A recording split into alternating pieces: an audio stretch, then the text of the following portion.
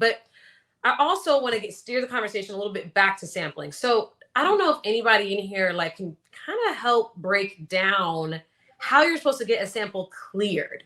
Like it seems as though like maybe that's another problem with the younger generation. I think so Cali is not the only one as of recent that has done something like this and then gotten the song pulled.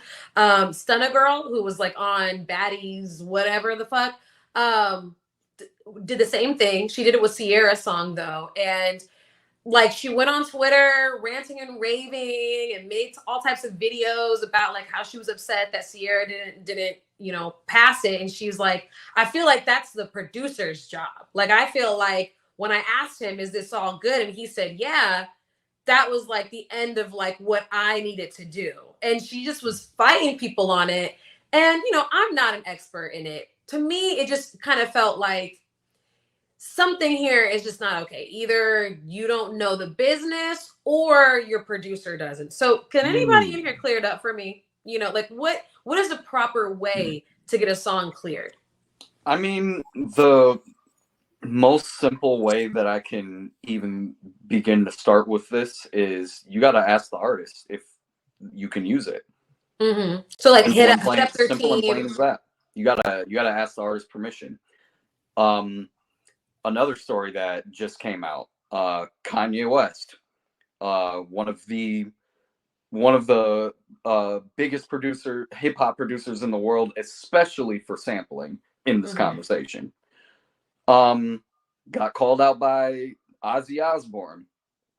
Kanye asked permission to sample a section of a 1983 live performance of War Pig from the U.S. festival without vocals, and was refused permission. I'm not going to go into why he refused permission, because that's a whole nother subject for another thing. So religious reasons, I'll just put it like that.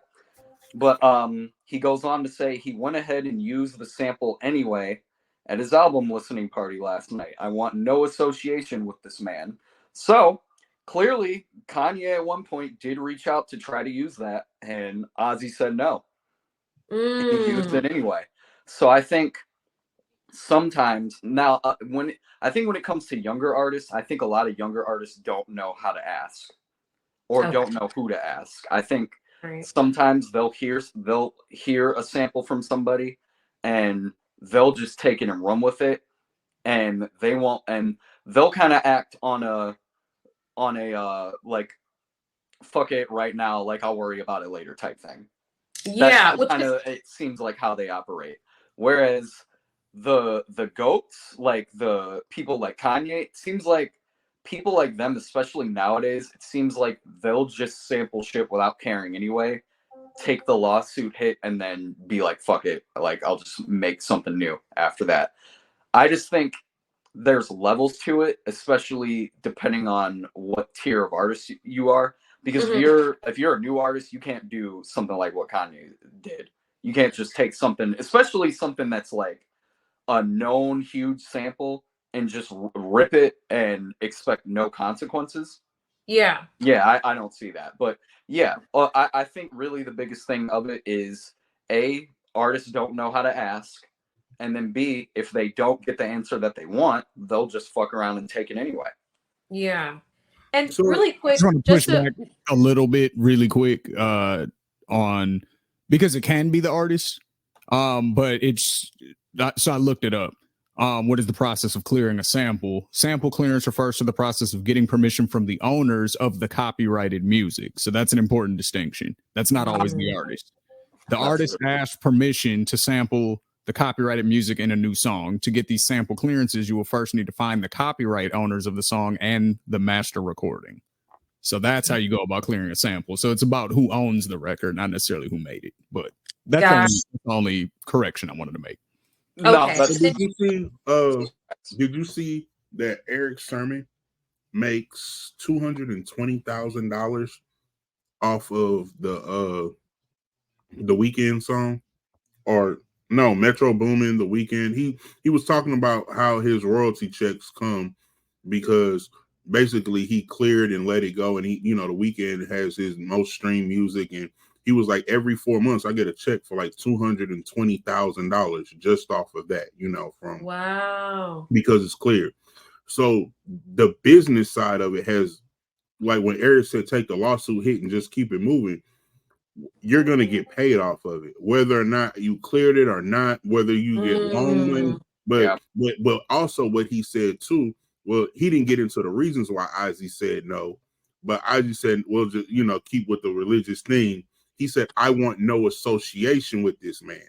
That's an important part of this, because if he was to clear it and still get the money, now he has association with him that the money's not worth that association.